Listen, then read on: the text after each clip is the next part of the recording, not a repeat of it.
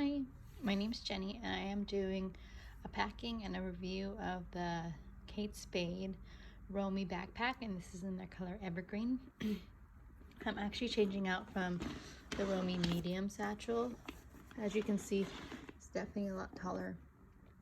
The backpack is a lot taller, and I've just been packing this for work, but today I'm going out with my girls, so I'm going to be packing a little bit for them.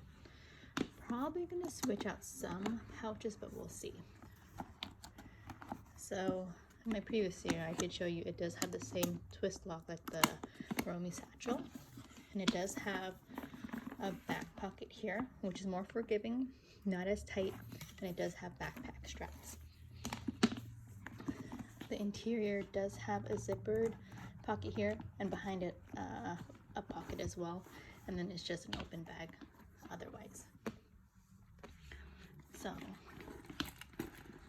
I'm gonna put in my planner there, and then I have a custom pouch of the jujube fabric, and this is in their print Hello Bakery. I noticed I was carrying my pencil without a case and it marked up my bag, so I'm back to using pencil cases. This is my med pouch. It's also a jujube in the Party in the Sky. And coin purse, same print, and it has the brush and my hair ties.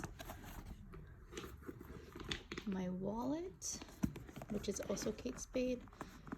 I'll probably put it back there, but it might be too big.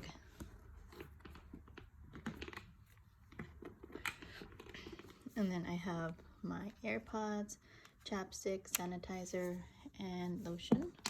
So that can probably go in the pocket.